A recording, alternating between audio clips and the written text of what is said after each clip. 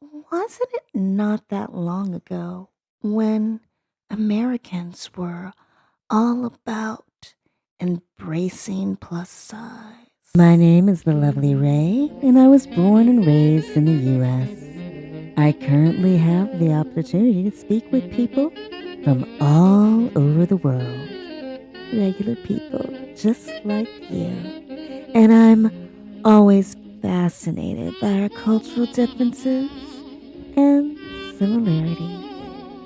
This podcast is voiced in the style of the sultry sounding 1955 weather girl. It is a collection of thoughts inspired by my global conversations and aims to invite you to have those hard conversations out loud and with others. Thanks for stopping by, darlings. I'd love to chat. Welcome back, darlings. It should come as no surprise to you that Americans do not like to lose.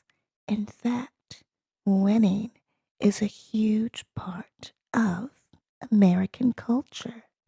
Now, to be fair, winning is probably key in many other cultures. I'm thinking of South Korea. I'm thinking of China.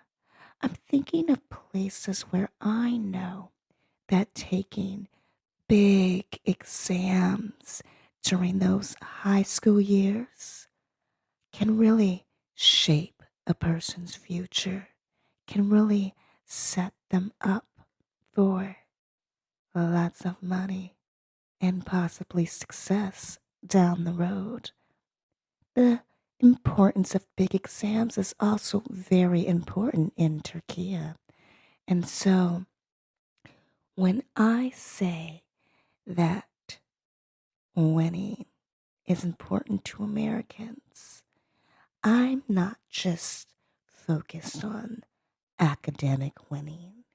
I'm not just talking about winning that big job or that long sought after promotion. I'm not talking about winning the corner office. Yes, winning the big game and even having your team win the big game can feel oh so good. But there's other sneaky little ways in which Americans like to win. But I have to say, I find it rather fascinating that a country so obsessed with winning also seems to be fascinated with the idea of losing. Hmm, you don't want to lose your job. You don't want to lose the game. But we're more than happy to lose the weight. Oh, yes. Weight loss is something that is a huge part of American culture.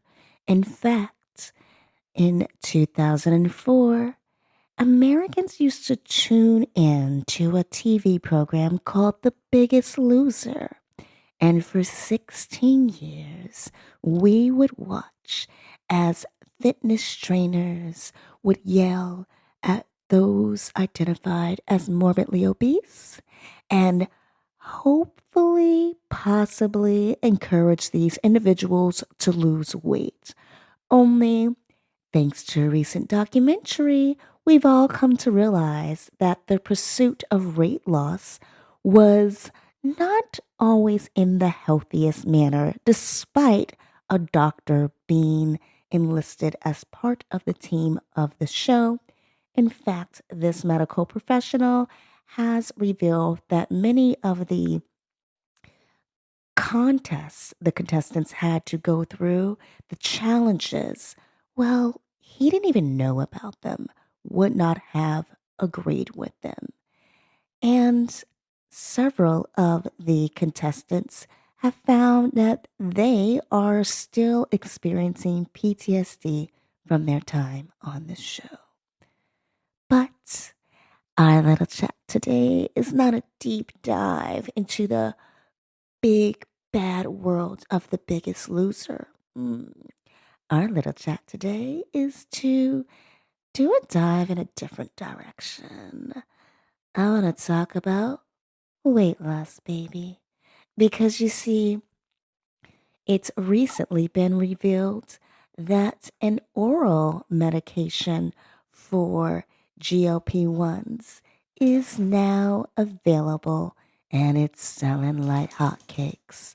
So if you are someone or know someone who has not wanted to take a GLP-1 inhibitor like Monjave because you were turned off by the idea of having to prick yourself with a needle. Well, my darlings, you're in luck because now you can take a pill and will it solve all your problems? Like our good friend Neo in the Matrix. Will swallowing a pill allow you to see your world for what it really is? Will it allow you to achieve your dreams, your goals? I do wonder. Now, don't get me wrong. I am in full support of those who are suffering from medical conditions in which they cannot lose weight or they have really struggled to be able to keep weight off. For those who find themselves in positions where they feel that food is controlling their lives, then something like one of these drugs could be a game changer because they may finally feel that they have some control over their eating and their future and their bodies. But isn't it interesting that so many celebrities in Hollywood seem to be very thin right now? And some have come out to say that their weight loss is due to one of these drugs. And some have denied taking these drugs, and that weight loss is all due to a change in diet or hard work. I'm not here to judge that, and I'm not here to judge them. Baby, I want you to think about whether or not all of these changed bodies are of people who would have previously been identified as morbidly obese. Hmm. And so, as much as we have found ourselves loving the idea that someone can win the weight loss game, they're winning and losing at the same time. Which you may be like, Ray, who gives a shit about Hollywood? And I understand this sentiment. But this isn't about Hollywood. This is about you. This is about me. And this is about celebrity culture's influence on the masses. Now, back in the day, a celebrity could be seen going out to dinner and then they could go and live the rest of their lives. Maybe there was a rumor about someone having an affair, but often tabloids could be paid off, or it was only given oh so much care and concern. Someone's weight loss, well, that wasn't always headlines because it might be more interesting to talk about what the local banker has been up to.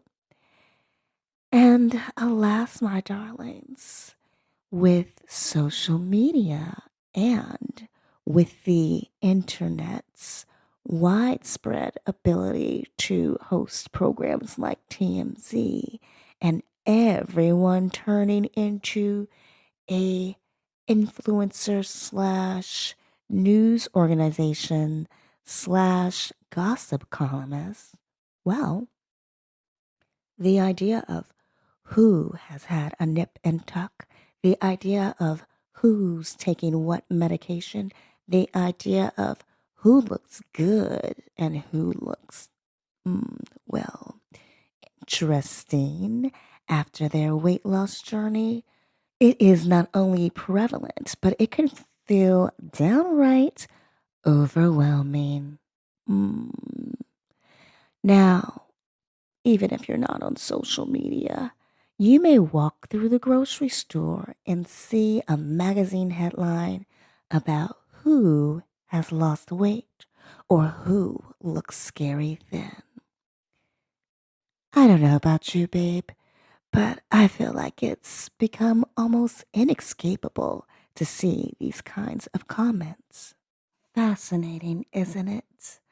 To be constantly surrounded by all this losing. And yet, wasn't it not that long ago when Americans were all about embracing plus size? Yeah. From 2015 to 2019, being a bigger body was all the rage, especially being a plus size woman. Oh, yes. Fashion shows were featuring plus size models, not in separate showings, but on the main stage. Magazine covers were of bigger gals, and America was obsessed with Lizzo in 2019. Here we have this big, bold, beautiful woman with a whole lot of talent who was willing to bear all for the cover of her album, was it? It was a damn good album. Though, darlings, I do have to wonder, why is it in America that we are applauding people anytime that they decide to take a photo in their birthday suit? Why is it that if someone is scantily clad, this is poo-pooed upon? Ugh, how dare you wear that short skirt? How dare you wear that low cut top? How dare you, sir, wear those short shorts? After all, no one needs to see all that. And yet, the minute a celebrity takes a photo wearing nothing, we're clapping thunderously. Oh, how brave. They're naked. I always find myself thinking, I think Demi Moore did it first, people. But with her statement, it wasn't just look at this body. Her statement was this pregnant body is beautiful. And with that being said, Americans do have a very weird relationship when it comes to pregnant bodies, being that we love babies. But the idea of a woman's body changing during pregnancy is, ooh, don't give us that. Hide that belly, mama. But we'll save that for a different chat because I want to focus on this weight loss journey.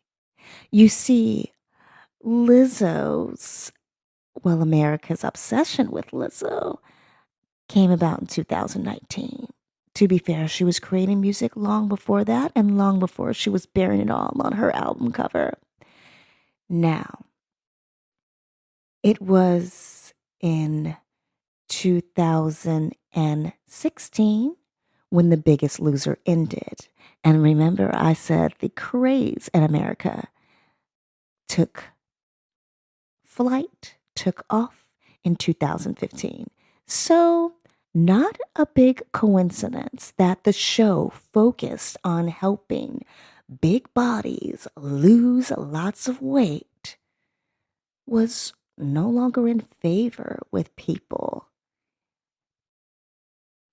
And so, fast forward to 2019, we've all been loving these big bodies, celebrating these bold announcements of here I am.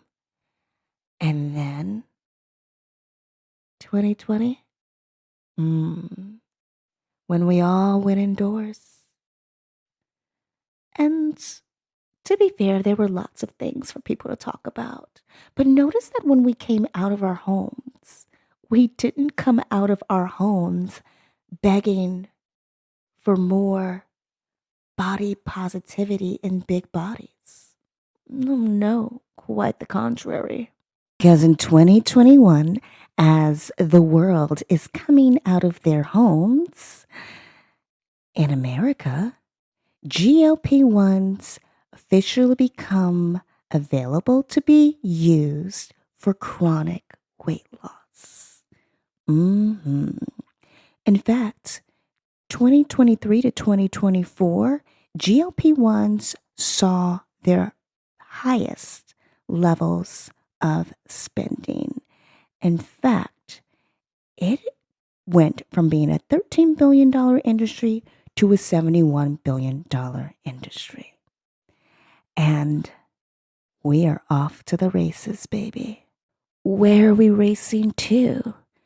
I mean, if we look at the fact that GLP-1 industry is over $50 billion at the time of this recording, and the gossip celebrity news industry is over a $3 billion industry. Given that the wider influencer industry is $16 billion, we're going to deduct a few folks for promoting makeup and coveting luxury goods. A percentage of that influencer industry is also making content related to celebrities.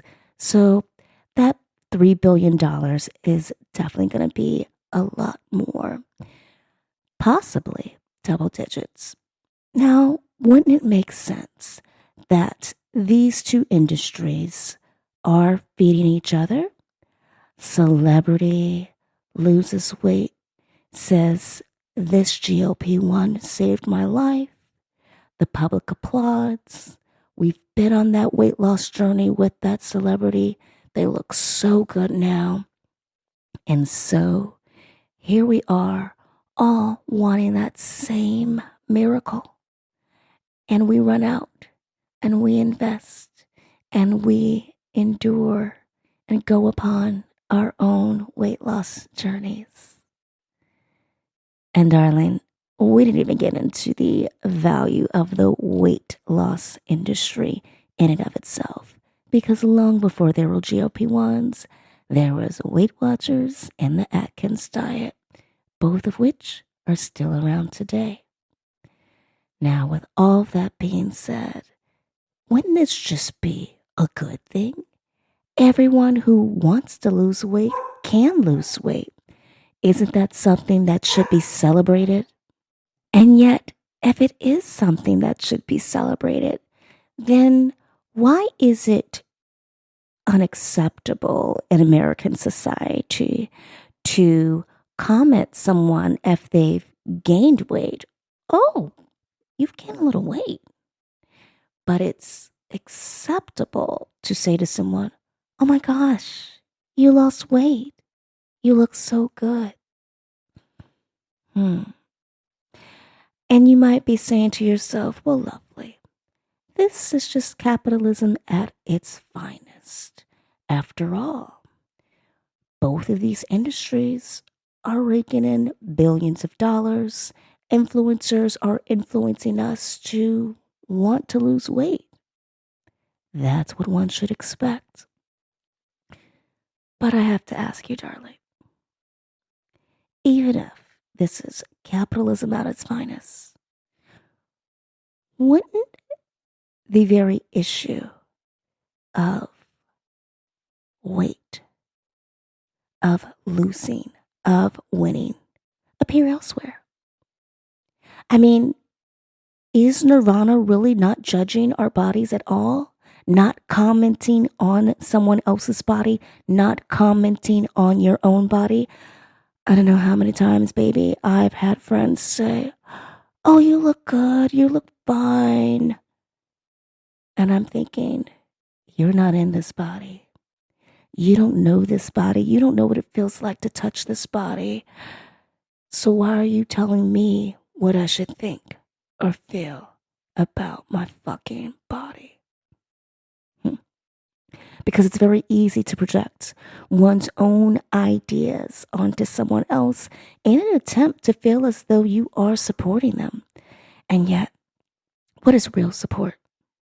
Is real support applauding that person who has been on a weight loss struggle or even a weight gain struggle? Is that real support?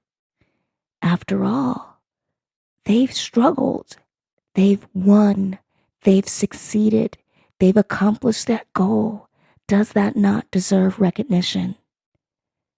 And yet, giving such recognition could also be seen as identifying whether or not one is deemed acceptable. Oh my gosh, you lost so much weight. You look so good. Even though the intention may be, I know how hard you struggled. Congratulations on achieving your goal. It can also be warped by the receiving ears, by the other mind, as saying, I now find you acceptable, that you have rid yourself of whatever it was that was weighing you down. Interesting, isn't it? So let's say nirvana is not judging our bodies. Let's say it's not judging other people's bodies. Let's say we kill the celebrity gossip industry surrounded by weight. You can keep your gossip on the other things for now. Let's say we all look at our bodies as simply vehicles that process fuel. What would that do to fashion? Would the creative side of fashion cease to exist? Would the problem-solving side of fashion cease to exist? Or would it merely shrink? After all, if we are not judging our bodies and simply doing things that make our bodies healthier or stronger or more flexible, then what would be the need for Skims or Spanx or any of those items that are designed to project a certain shape? And would we all find other ways to express ourselves? Or would self-expression be freer? Would we all be able to wear what other colors we want, not fearing that those colors, those garments might draw the wrong kind of attention? I shouldn't wear red. I'm in a bigger body. It'll make me stand out. No longer an obstacle or a concern because your body is bigger. You don't care about what others think. No one is paying attention to you. No one cares what you look like. And you are only focused on finding ways to make your body healthier or stronger. Or maybe you have zero desire to be healthier or stronger. You like your body the exact size that it is. Would you wear red? Would you change the way you dressed? Would you feel freer to do as you please? I don't know, baby. Because the desire to be rewarded for achieving one's goal, the desire to be recognized for winning when so long we felt like losers. That desire won't go away. It'll appear in other ways, as it already does. The friend who says, I don't want people looking at me. I don't want to be the center of attention at the wedding. I don't want all those eyes on me. I don't need the big dress. I don't need the first dance. Is that friend not seeking recognition in other areas of life, like working the hardest, like being the happiest couple? How many dads out there want to be the best dad? Grandparents want to be the best grandparent or have the cutest grandkid. How many couples don't need all of that fanfare and attention? Let's just go to the courthouse. It's just for us. Let's elope. And yet, they take pride in being the happiest couple, that couple that everyone else looks up to. How many athletes put in the reps, do the hours, because they want to be the very best? They want to win. They want to win the game. They want their team to make it to the championship. They want to take home the prize. Even if you, my love, are not body conscious, have you at times found yourself going, ooh, what a hideous shirt? Or, my, that skirt is short. Or, that hair, is it real? Is it a toupee? How many times have you found yourself observing, taking note, making a comment, even if internally? And you may be saying, honestly, I'm oblivious to those things. I don't see them. I'm focused on living my best life. I'm focused on my kids. I'm focused on my work. And yet, you're focused on your work. Are you not eager to make it better? Would you not appreciate that end of year recognition that comes in the shape of a bonus? Or are you not keeping an eye out for potential promotion? So focused on those kids. And are you not secretly feeling a bit of satisfaction when they win the game? When someone else comments on how good they are at whatever it is that they do. Your child is such a wonderful violinist. Your child is so polite. Your child is so pretty. Your child's so tall. Yours. Let's face it, baby. We all want to be the MVP of our own lives. And while you may say enlightenment comes from being free of the limitations of the body, I would argue that striving to be free of one's observations and one's desires, well, Buddhists can tell you that that can be a lifelong pursuit. But I'd argue that it's simply a part of human nature. Because as far as I see it, no matter where you turn, there's always the desire to win. And so, my darlings, if we can accept that we are all eager to win in some area of our lives, and if you are seeking to win, then that must mean that you are losing somewhere. So we're all losers.